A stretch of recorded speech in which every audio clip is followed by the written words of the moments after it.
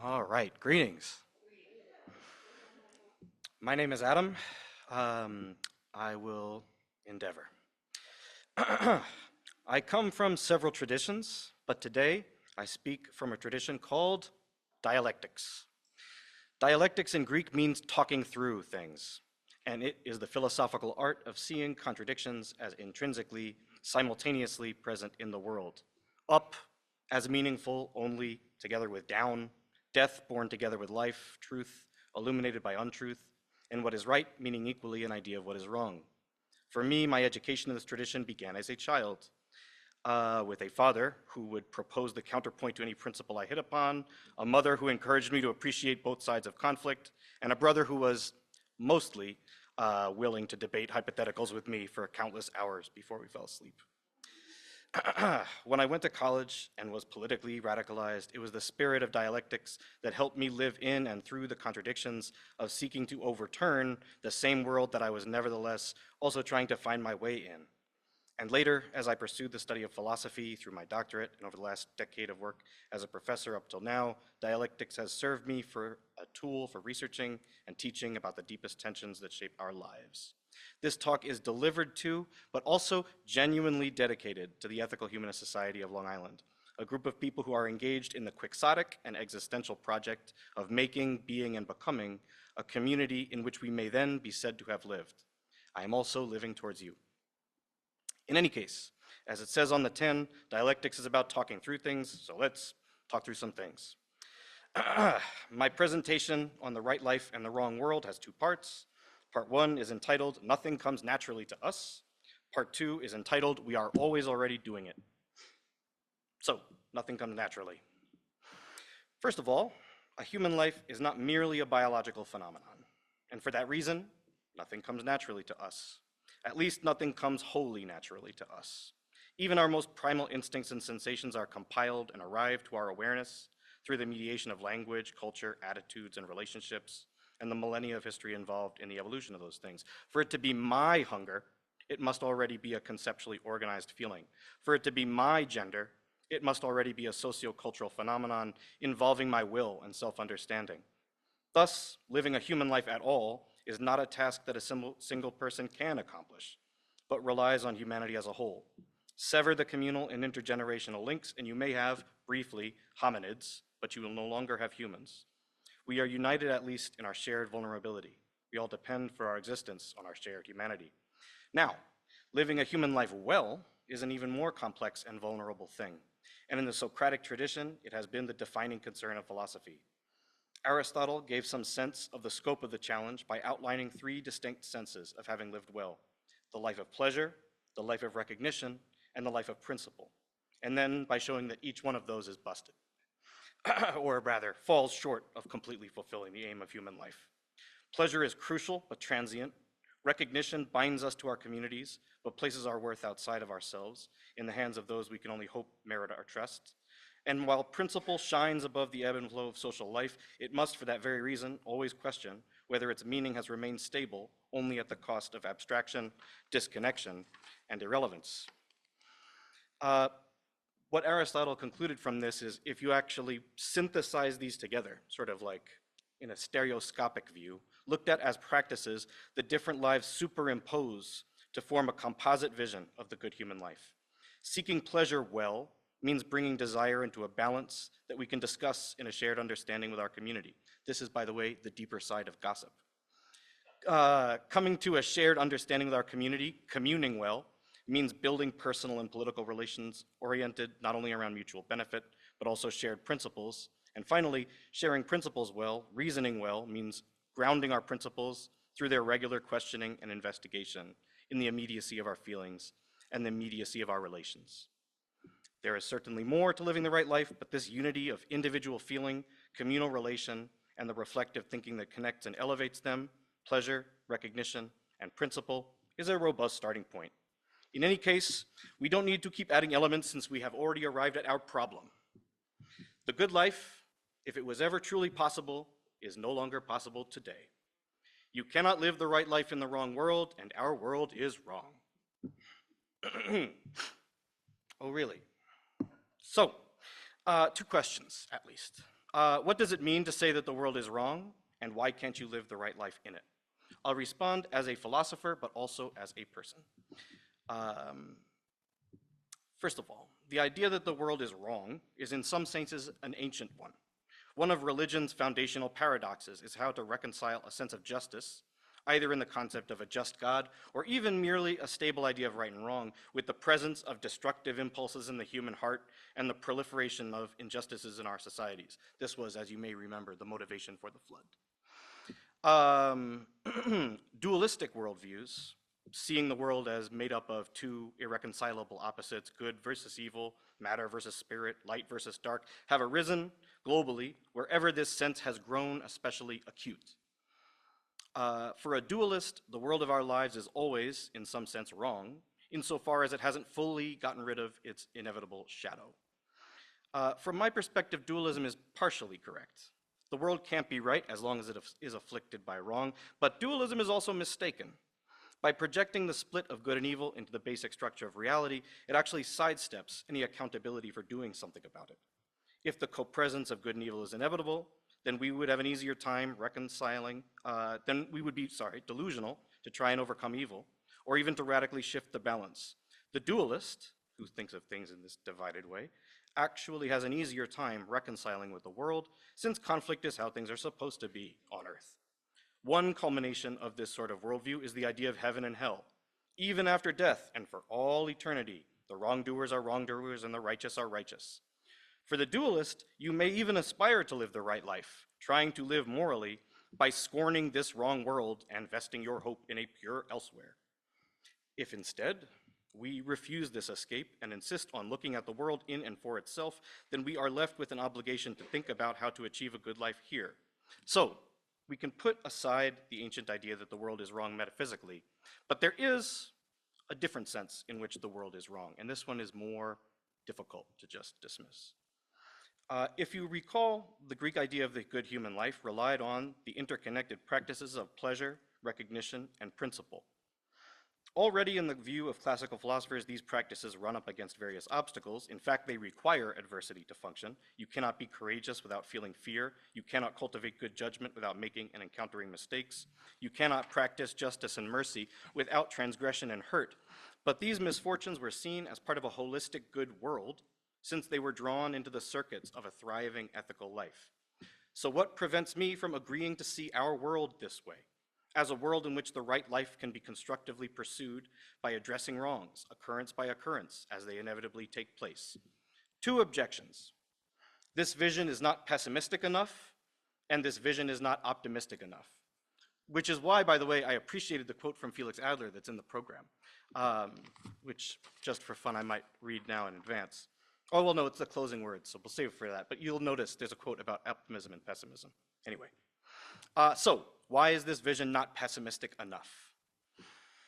Our world is deeply broken in comparison with its philosophical reflection. It is not merely the case that bad things happen in the world, but that our world is shaped by us in such a way as to guarantee that bad things happen. Even worse, several of the supposedly good things are tied to bad things at their base.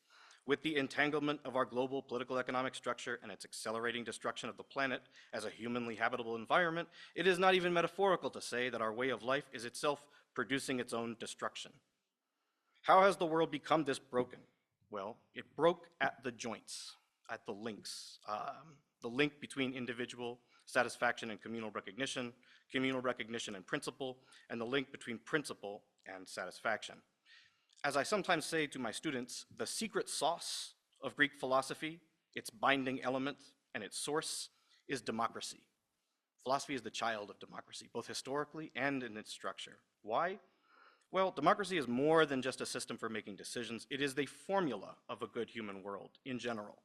Democratic citizens live in a world that they experience as the result of their own will, and they experience the rule of law as their own self-rule. Only in a democracy can limits on desire be established without wronging the embodied individual. Only in a democracy can communal recognition find principles that rise above common sense without disconnecting from it. Democracy is what forges the links among the layers of human experience. The wrongness of the world, in this sense, can be measured by how far the world as a whole is from being a democracy. Without a unified democratic world, we are left with fragments that sometimes masquerade as wholes, while everywhere showing their jagged edges. I wanted to, as an aside, instead of continuing only at the level of abstraction, share a few anecdotes. My first anecdote would be that living on Long Island is a paradox. Growing up on Long Island was an intensely paradoxical experience, as I feel like many of you could relate to, perhaps. As a kid, there was always a sense that the community that would make sense was to come ahead at some point. I mean, I had an elementary school teacher once tell me, I think, kid, in 3rd grade, grad school, that's when you're finally gonna find your people. And I remember thinking, oh my God, this really that bad? And he was like, just good luck, kiddo. Anyway, now off to make your, Christmas ornament or whatever. So when I got to college, and there were some moments of community sprinkled around, but I showed up to college, as I think many undergraduates do, looking for a world to enter, looking to enter into some kind of world. And the world that I found there was both very disorienting and transformative, in that I encountered a lot of different people from different parts of the world that I had never met before. And I got involved in political work, in organizing, particularly in New York City. And learned about global economy, learned about how Long Island exists, what makes Long Island possible. And a lot of things started making sense of like, oh, this is why things are so sort of upside down where I grew up. And it was also painful. There's also a pain to it, and a kind of almost, I'd even say, traumatic feeling of realizing that both good and bad Long Islanders, both moral and immoral Long Islanders, alike rest on top of a giant pyramid of suffering. In other words, this place on Earth is made possible at great, terrible cost globally, and even not so far away locally. And that was an experience of brokenness, an experience of how can you live a moral life as a Long Islander? How is that possible? Is that possible? And for a time, I felt really at a loss, as if maybe it isn't possible, and just I've somehow got to disavow, having come from Long Island, and et cetera. And I came to feel, and still feel on some level, that the goal isn't to figure out a way to shift that weight off of my shoulders, but I did come to some thoughts about working through it. So, all of that on why that vision is not pessimistic enough. But also, I think the idea of responsibly living your life, good choice by good choice, addressing the wrongs that arrive at your doorstep, each in their turn, is also not optimistic enough. For speaking dialectically, although the right life can't be lived in the wrong world, the right world might yet be made in the wrong life. And so the title of my part 2 is upbeat. We are always already doing it. So one of my first works of philosophical theorizing was entitled The Structural Maintenance of Nihilism. Snazzy title. And it argued that nihilism, the belief that nothing has any meaning or value, is actually almost impossible to maintain. You can't stay believing that nothing has any meaning and then also have a sandwich. There's some very baseline amount of engagement that allows you to just be alive. So that means that oppressive structures don't actually seek to drive people to nihilism. They rather maintain them in nihilism-adjacent modes of belief, like resigned hopelessness and addictive absorption into the present moment. But that liminal baseline human resistance to nihilism is also a rallying point, since as Plato put it, we cannot avoid living in a direction that seems somehow good to us, or as Sartre put it, we are condemned to be free. The contradiction of being animals whose lives take the shape of a shared world of pleasure, recognition, and principle while living in a world that breaks those things apart is what the Greeks called an aporia, a point of no way forward, a conceptual dead end, or a paradox. But I have always been inspired by the philosopher Derrida's reading of this idea. For Derrida, we develop the concept of such an incomprehensible impasse as we are actually already moving through it. The unspeakable is what we are always already in the middle of speaking. The unforgivable is the paradigm case of where the principle of forgiveness takes over from the principle of justice. Nothing in my life has characterized this, exploring the impossible from the inside, more than education. Education has been at the core of my response to this puzzle, this paradox of how to live the right life in the wrong world since the very beginning. As a popular education organizer, I encountered Paulo Freire's technique of thematization, where ideas that could be politically liberatory people would emerge through a process of bringing to group awareness what patterns are actually already operating in the backgrounds of people's minds, rather than bringing a bunch of concepts in from outside. And we organized free academies, bringing together high school students, college students, and older community members, discovering that each group had pieces of the whole issue of New York City publication that the others were missing. This is part of that feeling of fragmentation. In other words, one of the ways in which the good life is disrupted is when different chunks that actually only make sense in a synthetic way are presented to you as fragments, like, oh, these damn kids and oh, these damn conservative older people or something. And actually, that's true. Both of those lives break down into incoherence without being connected to their reciprocal parts. And so hosting those dialogues showed me that that could happen in practice. And so my solution one on the handout is this redemptive understanding of fractured society, linking up institutions and people whose missions have been artificially divided. Another example of that is the cavity, or like the, not the cavity, the like missing tooth of religion. In my work as a hotel worker organizing, one of the things that I relied upon is political metaphor theory, which is research in exploring the frameworks that organize people's thoughts. So I'll show you how that relates to redeeming the fragment of religion. In a holistic concept of human life, religion serves the role of linking our everyday world of recognition with higher principles. As a fragment of the broken world, we might call it ideology instead. In the same text in which we find Marx's famous description of religion as the opiate of the masses, he also describes it as the general theory of the world, its logic in popular form, and the encyclopedia of its hopes in need of real redemption.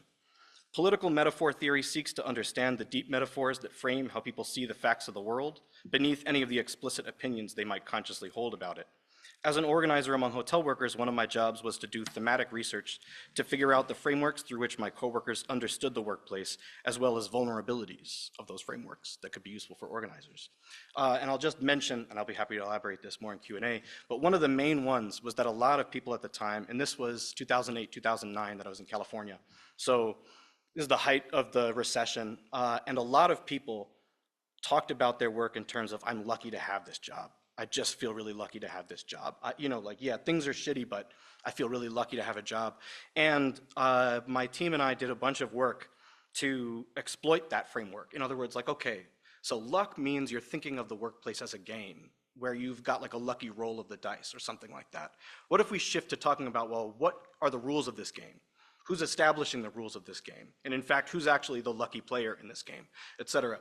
And so so that was, I've got a bunch of examples from that time period. But anyway, in that case, bringing out themes from how people are thinking and talking is one of the things that religion hypothetically used to do as part of a unified good life. But instead, for a lot of people, they experience it as a fragment, as something that just sort of, I don't know, makes you feel guilty or happy, or but somehow disconnected from my shitty day at the job or whatever. The second of my strategies, how am I doing for time? Okay.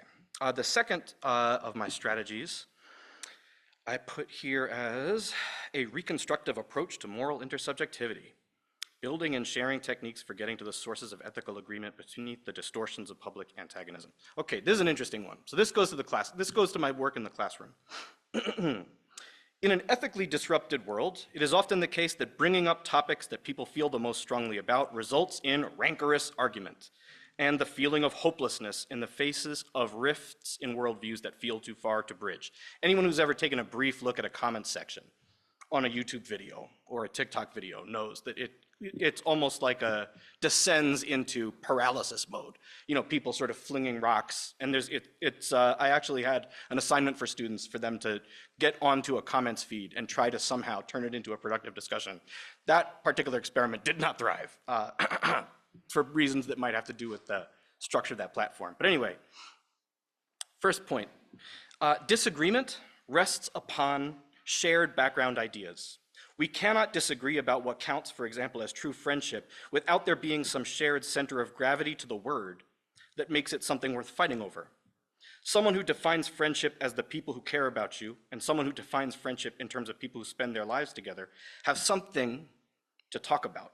Whereas someone who defines friendship as the color aquamarine or the year 1524 is not really disagreeing about the meaning of friendship like the other two. In other words, in order to disagree, disagreement is already a form of connection. There's some shared stake, shared involvement that makes disagreement possible. This opens up a path to uncovering what shared concepts underwrite our disagreements. In broken form, people in disagreement swing back and forth between dogmatism, seeing their views as objective and others as subjective, or they'll swing in the other direction to relativism, seeing their views and everyone's views as just subjective versus some impossible objectivity, whereas instead, the ground of moral ideas is intersubjective. It's what connects us. It's grounded in the forms of human agreement. Like the golden rule, you cannot do unto others as you'd have them do to you without considering yourself both as the subject of decision and the object of experiencing the consequences. Another good tactic is humor. But instead of focusing on humor, I want to head towards finishing by talking about anxiety. Because one of my most successful experiences confronting these contradictions was in my existentialism course on our unit on anxiety. We were reading Kierkegaard's book, Concept of Anxiety. Kierkegaard's idea that anxiety is the school of redemption, that genuine faith might look more like a maintained and transformed anxiety than a pacification of worries. For Kierkegaard, attempting to escape anxiety just sends you into a different form of anxiety. In fear of the big picture, we plunge into the finite and try to be absorbed by everyday concerns. In fear of the banality of everyday concerns, we plunge into the infinite and try to be absorbed by reassuring cosmic ideas. At its core, anxiety is just the structure of self-consciousness. I am myself, but only insofar as I can persist through several versions of myself. That is, insofar as I am not myself. In order to get students to engage with this, I had them do two things. One was to keep an anxiety journal. So I asked them for a week to write down any experiences of anxiety that they had and just compile like an archive of anxiety. And then I had them design anxiety experiments. In other words, they needed to figure out a form of anxiety they'd like to experience and then do it and reflect. In other words, project yourself into anxiety somehow, design an anxious experience. And I hope that no lasting damage would be caused by the assignment, but, which is the best you could do as a teacher sometimes, but it went amazingly well. In other words, that group of students really came together as a community around that assignment. In other words, they started designing these different experiments in life from the standpoint of what sort of anxiety might be productive for me? What sort of anxiety could I learn from? And there were all different ones. There was a person who had been a vegetarian for 20 years who decided to just have a chicken nugget. And then the experiment completely flipped because his boyfriend was like, look, if you should lie to the professor, don't actually eat the chicken nugget. And he was so horrified by that he's like, the anxiety experiment is now, should I be in this relationship anymore? And so that was fascinating. I had another student who was like, I'm just gonna try to get through my whole shift without looking at my phone to see if I can experience boredom intentionally. And then he was thwarted because he was like, I was so focused on being bored that I didn't get bored. So I feel like I've concluded that boredom, you can't intentionally be bored, perhaps. And each one of them went to these different facets of their lives. Another one was like, I'm queer and I have a younger cousin who's in a conservative household. I don't feel comfortable making some argument to them, but I did want to show them that I supported a pride movement or something like that, but not whatever. And this sort of thoughtful intervention of choosing a balance point, like, no, my experiment isn't, hooray, I'm gonna overthrow injustice, but somehow I'm gonna engage anxiously in this kind of tense space between things being right and things being wrong. So it was extremely inspiring to me. And as always, students are the source of hope for me. And it gave me a sense of a community and an organizing practice that works with anxiety rather than against it. Which leads to my final point, a concept of hope that doesn't reject despair.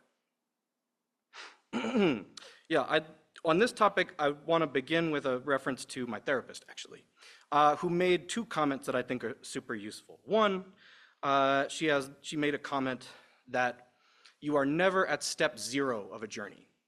insofar as you're conceptualizing it, that's already step one. So at no point are you actually at zero, which was instantly, I was like, oh man, this is a dialectical therapist. We're really gonna get along.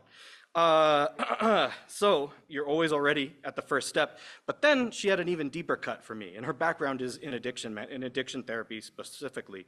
And she made this observation that the second step, especially in the context of working with addiction, might actually be to do the exact same thing as you had been doing, with the only difference being that you are paying attention and experiencing the agency of choosing to do it.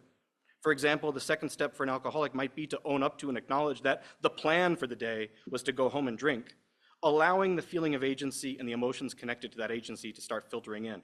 Part of the insight here is that in addiction, the part of you that is capable of actually changing your behaviors is deeply embedded in the inertia of the addictive behavior. That can make the intellectual, hopeful part of you feel despair, watching as your better hopes fail to materialize and you watch yourself doing what you planned not to do. One of the most personal and intimate symptoms of a broken world is what Aristotle called akrasia, or moral powerlessness, the phenomenon of having an idea of what is right that you feel unable to actualize in practice. The concept of willing what is wrong, which can feel perverse, can actually be a stepping stone towards feeling that you can will again. AKA, which to me was a huge mind-blowing moment of that the first step might not even actually be some shiny new thing. It might be doing the shitty thing and saying, all right, let me face that that's what I'm gonna do this evening or something. And as a moment in which you shift over bit by bit into the position of feeling some amount of agency. In any case, this is an example of hope that works with despair. A last cautionary note, there are dangers in not combining hope and despair, which I would call temporarily powerless hope and aimless despair. On powerless hope, for the second time in a decade, our country has elected a president who speaks to despair, evoking an image of American carnage beset by enemies on all sides, and especially enemies within, and an idea of the international world order as so deeply wrong that many believers are seemingly willing to endorse considerable personal pain in order to destroy it. As with most persuasive mass ideologies, there's a distorted kernel of truth in this worldview. As against the optimistic America is better than ever message, sometimes espoused by certain liberals, Trump is right, pains me to even utter those words, but Trump is right that the world order is not merely in need of some routine maintenance, but rather radically wrong. At that point, fascism would intervene to say that since the world is unfair, you should retract your concern down from the world to the nation, down from the federal government to the states, and finally down to your own potential advantage over your neighbor. In a world of injustice, who wouldn't want the most ruthless person on their team? And finally, last paragraph, as for aimless despair, an article that meant a lot to me from the standpoint of climate justice is by Jonathan Franzen in 2017, and it's entitled, "What If We Stopped Pretending?" In this article, the thesis is, the climate apocalypse is coming. To prepare for it, we need to admit we can't prevent it. If we could avoid the climate apocalypse, he argues, there would be logically only a single political imperative and a single cause worth pursuing. If there was some way we could avert climate change, then every single activity should be channeled in that direction. If instead we are already in the climate apocalypse, then the question shifts to how will we survive this together? Which means that suddenly there are many avenues that become relevant. Community organizing will alter what living through this time period will look like. Arts education will alter what living through this time period will look like. All of these different wrong lives can participate in building a right world if we accept it is not here yet. And that's sort of the core idea there. In other words, that sense of this is the wrong world and somehow that makes living a right or a holistic life impossible can actually become an empowering thought. Not only can we do it, you are already doing it. As my therapist would say, you're all at least on step one. You're doing it right now by listening to me. Congratulations. You're already doing it. And more importantly, we are always already doing it. Thank you.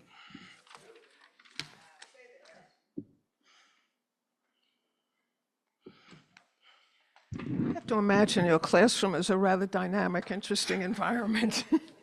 At this point, we take some questions. If you want to ask Adam directly a question, we can walk around with the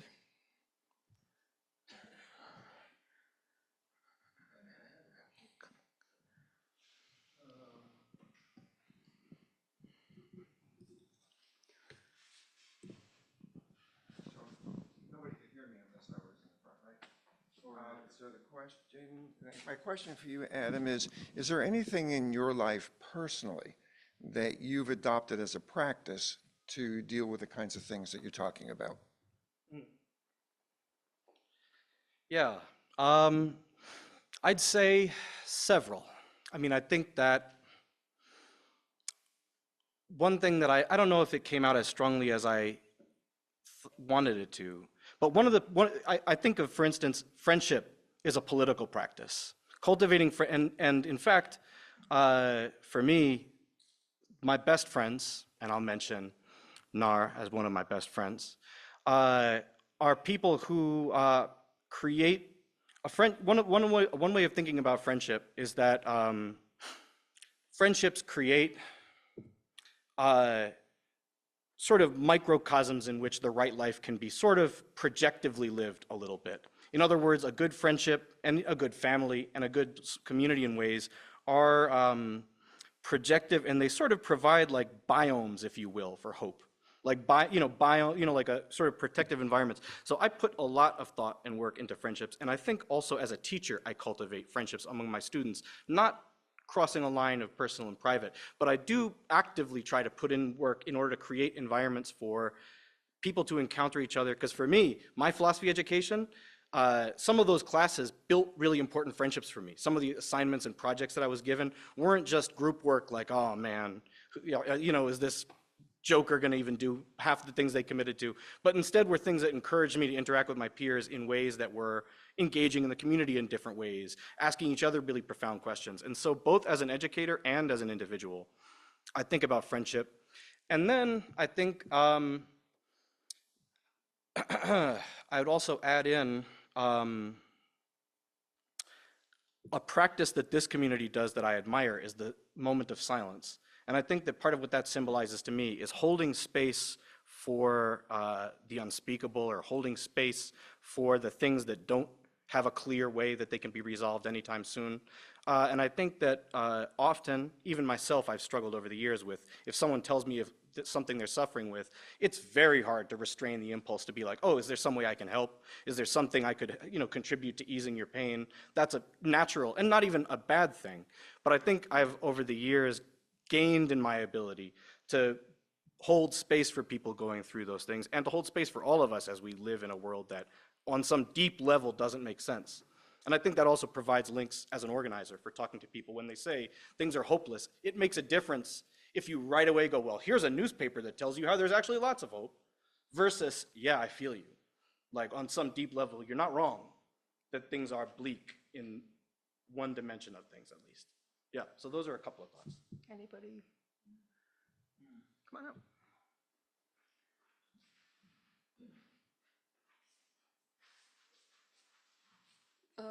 Hello, Ezra here. My question for you is, you talked about how in disagreement, there's always that kind of connection, and as we kind of move into what are some people are describing as like a post-truth world, I'm feeling it harder and harder to engage in those conversations, and it's kind of almost like going back in this evolutionary like phylogeny of like, where's the truth that we can connect on? And so I guess my question for you is, how do you still engage in those kind of conversations that are so important in bringing these kind of polar opposites together? Thank you. Yeah, that's a fantastic question, and one that I think about a lot. A couple of thoughts on that. One, and this is also something that I honed this as an organizer, but also deploy as an educator, which is shifting people off balance in a way that shifts them away from the algorithms of their own mind. In other words, it's sort of like for a lot of people, and for me too, by the way, this isn't some like smart people are immune issue. Like, like for all of us have like circuits and patterns of thought. Like someone brings up like, oh, well, tariffs, oh boy, and whatever, like a bunch of thoughts roll right off if you've been following the news or whatever. And same thing for, I don't know, any of these sort of issues that we care a lot about.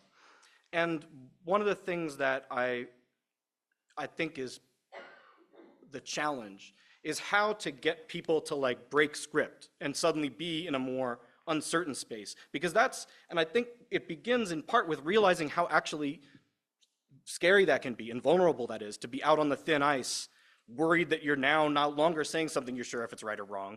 You know, I mean, even as a leftist, you know, there are moments where you're like, oh, here's some new issue that I'm encountering for the first time. You know, like, I don't want to step wrong here. And that feeling of vulnerability before your algorithms click in, before your systems click in, is a tough space to be in. So if you're trying to get either a community you're organizing or students you're working with or just friends and family that you're engaging with to be in that space, step one is realizing that it's a anxious space that you're asking them to come into, to engage authentically. Like, yeah, I guess I'm not sure what's right and wrong. And I think towards that end, I think texts can help. In other words, having something to read together. The activity of reading is alienating enough that, okay, we're talking about these characters.